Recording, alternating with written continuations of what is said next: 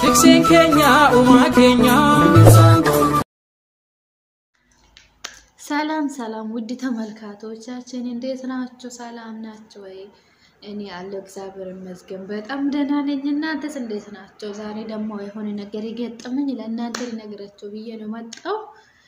አሸማር ከፉን የተረጀርቶ ወርድፍቶ ተኪየ ጃለተሙፍ ከበዘሙ ነጋ ዋቀይ ስኒፋታው አከም ጅርተም ሲነጋ ከሰን እንስተረጋለን ሳምባዲኒ ፈያ ኮንጅራ ባየ ቆራ ጅራ maaltu namuudate beektani guyyaa har'aa kana madaamiin koo mana hin jirtu mandajaan beektanii kan elektirooniksii jechuudha kan isaa kasal ittiin qabsiifamu sanii isatti qursii hojjetadha jedhee foorniin keenya elektirooniksiidha jechuudha waanta nyaata qopheeffadha jedhee shunkurtii minamina karatta fadhee timaatimii wantoota qursiidhaaf ta'u karatta fadhee lafa godhe kaza asumaani viidiyoo ijoollee wayiin tabsiisaa jira viidiyoo garee dammaraa tokko seenee viidiyoo sana odoon taphachiisaa jiru viidiyoon daqiiqa 15 taphateera qoyii dura haa taphatuuf xiqqoomee koomentii boodan barreessii sabskraayibii godha dura qursii kanan qopheeffadha jedheetuman bilbila akkamuuf cinaa godhee garum qursii kiyyaa godhe jechuudha jidduu kana madaamiin koo dawwaltee turte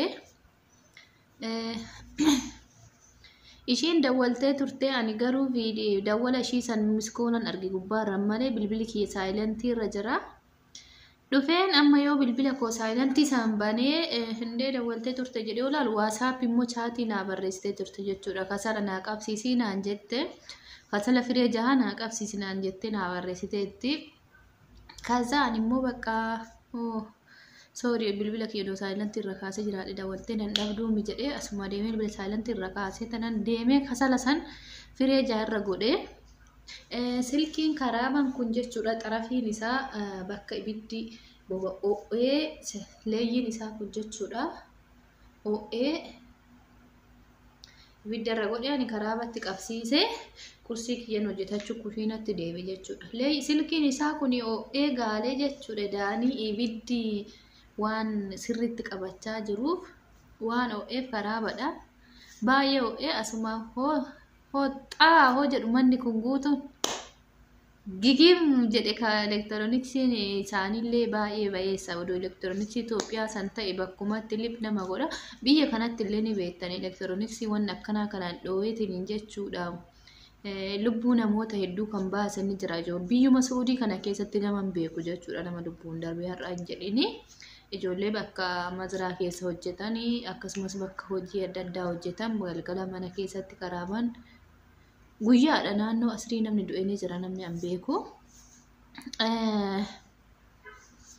kaza karaaba kuyyoo xaa jedhee dhoohu sila maaltu safan adda jedhee amma ganana yoo dhufu silkiin kun ibiddi itti qabate yani o'arraa jechuudha o'ee bakka laafeera o'ee jidduu keessan ibiddi akkana rool qajeelee boba'aa jira karaabaan isaanii mootomaatikiidha jechuudha ufumaa dhaabbate odoo mootomaatikii ta'uu baatee hin cufamu ture silaachitti ma'asalaamaa nu godhe addunyaa lammaffaa nu geessa waaqa nama baasetti ijaan babaasan jedhama beektanii mudannoon akkanaa kun baay'ee jira of eeggannoo gochuu qabna gama elektirooniksii kana keessattuu amma teekinooloojii baay'ee bal'ateera wanni marri elektirooniksiidha foorniin nyaanni itti qopheessan elektirooniksiidha kan karaa kasala ittiin qabsiifatan namittiin kommoo waan aarsan kana aarsiti isa kana qabsiifattuun karaa badha wanni marri elektirooniksiidha kaza mandajattiin silkiin isaa yookiin tosiidhaan isaa gonni gubatee jechuudha gubatee jidduudha yaani ibiddi itti qabatee kaza hadaasuma sila karaa mandhaamu argee tanani karaa girgiddaarra buqqisee ibidda sana fuuraan dhaamse jechuudha odoo karaaban kadhaamu baatu ta'e ani ittiin kalaa'u manatti garuu immoo kaa'u rabbi nama baase malee ba'anillee baay'eetuman jalaa fiiga malee dhaamsuu miti harkaan tuquu miti ittiin yaaddu sila hin beektan kaa biyya kanatti wanni marri karaaban isaanii elektirooniksiin girgiddaan marri elektirooniksiidha akka Itoophiyaa sanii silkii girgiddaa akkasitti sababa rabbi du'arraa nu oolche isiniin jechuun jaaladha. Maaliif namni kamuu muudannoo kamuu ni muudama. Muudannoo kamirraayyuu immoo hunda caalan irraa hafuudha wanni nama gammachiisu. Waaqayyo na oolchee jira galanni isaaf haa ta'u jechuun barbaada. Hundi keessanuu jechuudha yeroo ammaa baay'ee mannoonni addisiin akka jiru elektirooniksiidha. Elektirooniksii garuu yeroo baay'ee bishaan faadhaan eeggachuu qabdu. Wanta akka bishaanii harka keessaniin akka hin tuqne elektirooniksiin kun mootomaatiki waan ta'eef alatu lasiin qabuullee danda'a bishaaniin jechuudha. Bishaanii dabarsa dafee harki keessan bishaan gaafa qabu ifaas hin banina hin tuqina goggossadhaati qaba. Maaliif wantoota goggogaadhaan ifaan hin darbu wantoota jiidhaadhaan darba jechuudha. Akkuma gizee barannu waa'ee elektirooniksii keessatti gizee barachaa turre. Elektirooniksii wanta jiidhaa keessa dafee akka darbuu fi wanta goggogaa keessa immoo dafee akka darbuu hin dandeenye himamee ture jechuudha gizee barannu isaanii. Kanaafuu jidduudhaan viidiyoo maal fanaddaan kotee ishiitu alaanaa dhuftee amma dhaqxee bakka tokko xaarii bantee cuftee ilaaltee itti himee jennaan bantee cuftee ilaaltee malee naan hin jenne. Akkamitti dhoo'inaan jette bicha gana gawwatiin agarree barishiin akka ta'e silkiin ibidda boba'een agarree hin beekte waan dhoowuma isaa san bicha beekte malee maal akka ta'e agarree ilaallee dhufteetuma bakka jaratta nan dawwalee sirreessisiisa qoyaa dhufan ilaalanii naan jette jechuudha. Innaa baay'ee nan sodaadhe dhugaa jechuun yaani elektirooniksiin odoo dafee cufatuu baate dhugaa yaani bakka yookiin du'uudha yookiin jiraachuu malee hin jiru jechuu carraan bira. Maaliif elektirooniksiin gubatee jennaan manni guutuun karaa badha waan ta'eef socho'uu hin dandeessan. Kana dura mucaan tokko akkanatti harka jiidhaadhaan tasa karaa batuqee achumatti karaaban isa buutee nama isarraa dhaamsu dhabame karaaban isa dhiigisaa xuuxeetu fedhumarra.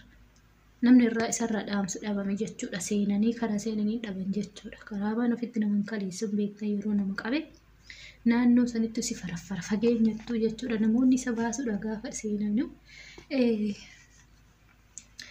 lubbuu isaaniitu iyyuu baay'ee sodaachisan jechuudha. Dhaamsuu miti danda'aniituma bira seenuu danda'an. Mana sanitti jechuudha. Nama san dhiiga isaa xuuxee gubee fi darbatee dhaabatutti irraa baasuun hin danda'amu jechuudha. Nama ogummaa elektirooniksii qabu ta'e malee namoonni elektirooniksii ogummaa isaa qaban siisteema ittiin cufan beekuu danda'ani. Namoonni akka keenya zimbiloon kun garuu humaa gochuudhaaf hin tollu waaqayyo nama haa eegu jechuun barbaada. Akkuma bakkuma jirtanitti of eeggannoo godhaa filis shamarran keenya keessattuu kushiinaa arabaa keessaa odoo meeshaa dhixxasii yaamanii fa'aa dhaamsisiin jedhu harka saniin dhattee dhaamsin akkasumas immoo odoo ati waan tokko dhiqachaa jirtu osoo ati waa nyaachaa jirtu faasii waaman harkuma jiidha qabu saniin yookiin isa bishaan xuuxe saniin isa nyaatu saniin dhattee karaa bagaafa xuuxe harki kee jiidha waan qabuuf alatuuli si buta jechuudha. Kana hunda of eeggannoo akka gootaniif ani shamarran keenya ani narra viidiyoo hojjedhee dhufe jechuudha waan biraaf se'ina. Innaa baay'ee tokko rifadhe beektanii maaliif rifadhe bas odoo qursii hojjetachaa jiru iyyuu qursii sanuyyuu hin nyaanne. Meelaala osoo kan du'anillee ta'e azallee fi yaanneen fagoon jirtu kan jedha sun dhuguma guyyaa waaqayyotti nu waamuun beekne waan ta'eef gaarummaa marratti nu ajjeesu jechuudha malee waan biraa wanni jennu odoo cubbuu dalannu osoo dhara dalannu osoo wal arrabsinu osoo wal amannu hin ta'in osoo wanta gaarii hojjennu malkaam nagarsiin saralaa immoo xuruu ነው። ዛሬ ገጠመኝ ኤሌክትሮኒክስ ፈነድቶ በቃ ሊሞት ነው ብዬ ደነገጥኩት። ያን ጊዜ ግን እሱ ሞቶማቲክ ስለሆነ በራሱ ጠፋ።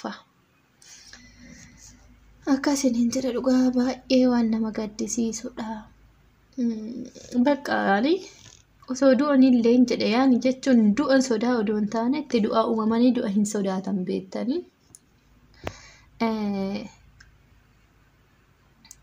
osoo kan du'ullee ta'e yaani nan rifadhe sila odoo du'anillee dakkanumatti tasuma natti dhuftee jedhee sodaadhe beekte garuu elektirooniksii sun hin boba'e malee yaani doochiin dhaamu baate bakka naadhumatte jechuudha. Inni karaabaan ofumaa cufame jechuudha bakka wanni taqoo xaariin hin cufate bakka qoxaariin mootumaatikii ta'ee ofii cufame sanitti baay'ee bareeda beektanii.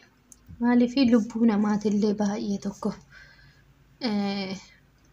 gisee sanitti bilbilumaayyuu qabachuu sawwaruu miti viidiyoo sanii osoo gisee sanii bilisa waraabee garuu bareeda ture. Waraabuu miti arrifadhe bilbilumaayyuu yaadanne gisee sanitti dhugaa dubbachuudhaaf. Wanni bichaan dhadhaamse kan kushiinaa elektirooniksii kan nyaata ittiin godhachaa jiru sani nan dhaamse garuu inni achi dhaamira inni ofii cufatee jira. Basanii wanni isaa fiishii isaa dhadhaamse jechuudha. Maaliif ani maal ta'inna bakka deemin immoo bakka qoxaarii banee wallaan hundi isaatu ofitti deebi'ee jira jechuudha. Takka bicha ooni jira kan maalii akka ta'e hin beeku inni suni kan wanni ta'e kan beelii alaa ta'e ani hin beeku ishiin ooni irra jirti. Garuu hojjettu ishii beelillee namitti illee tuqxee beelii dhabdee quxurii barri waan beektuuf qoraamsidhaan banatti seentinatti jechuudha. Kan mul seenten arganuyyuu ishii odoon taa'ee viidiyoo kana waraabaa jiru. Achiin illee ifaan hin jiru maali naan jetta. Akkana jennaan akkamitti dhoowwe naan jetta silkii gubatadhe. Dhattee bantee cuftee ilaaltee uumaa dhabdee nan tolchisii nan waama jettee karaa samma dhufanii nu sirreessuu jedhanii isiniin jedha. Of eeggannoo akka gootaniifan viidiyoo waraabe jechuudha shamarran keenya maaliif osoo qodaa dhiqaa jiru dhaamsanuun jedhu. Osoo qodaa elektirooniksii kanallee muudannoo fi muuxannoo miidhallee akkuma faayidaa qabu miidhaa guddaa akka qabu beekaa. Miidhaan inni qabu lubbuu keenya irratti. Nuti shamarran osoo homaa hin beekne nutti fakkaachuu danda'a jechuudha. Hin beeknu ijoolleen baadiyyaa irra dhuftee fa'aa baay'inaan karaa kana miidhaas faayidaas hin beektu. Dhaxxanii dumarka dhixxanii akkam turre. Of eeggannoo qodaa fa'aa eeguu dhixxan osoo nyaata fa'aa bilcheessaa jirtan harka keessan bishaan yoo qabaate lukkuu fa'aa qaqqabdanii jiidhaa yoo qabaate harka keessan goggoffadhaa fooxaa goggogaatti jechuudha.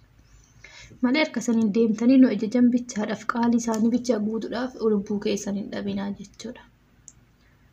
Gaafa oduu elektirikiin tokko sin qabee jarri odoo mana jiraatte kontooffattee abaa ofii fudhattee alatti kaatti malee dhugaa sin baasuudhaaf yookiin sirraa dhaamsuudhaaf sittiin fiigan jechuudha. Maaliif elektirooniksiin gizee san dhiiga kee dhugee agarsiisutti namni takka sirraa dhaamsuu hin danda'u nama ogummaa isaa qabu hin ta'initti. Maashiniin fakkeenya mootummaa maashiniin kan laawundariin jechuudha isa uffanni itti miiccamu kan mootumaatikii san odoo hin ta'initti kan adii bakka lamatti bakka tokko miiccee bakka tokkotti immoo goggoskusuun innillee yeroo baay'ee fakkeenyaa fi mootumaatikiin kunillee bakka bishaan hin jirre yoo ta'e malee bakka bishaan jirutti illee nama qaba. Silkiin isaa duwwaan bishaan xunnaan nama qaba. Kaasuun garuu fakkeenya bishaan gara tokkoo yaa bishaan asitti na xaasiin keessa baasta. Gizee san silkii isaa san yookiin haada isaa san bishaan tuqe taanaan achumatti si xuuxa. Achuma si butee si xuuxa dhugaa inni illee ijoolleen uffata miiccitan. Eeggannoo godha silkiin isaa jalaan akka lafan xunne ulfanni isaa mismaara wayiitii irratti yookiin wanta waan ta'e irratti ulfanni isaa malee silkii isaa bishaan jala waan yaa'ee bira gahuuf silkii isaa bishaan seenaa achumatti dhiiga sin xuuxa. Ijoollee baay'ee kan akkatti lubbuu isaanii dhabe shamarran keenya of eeggannoo cimaa godha.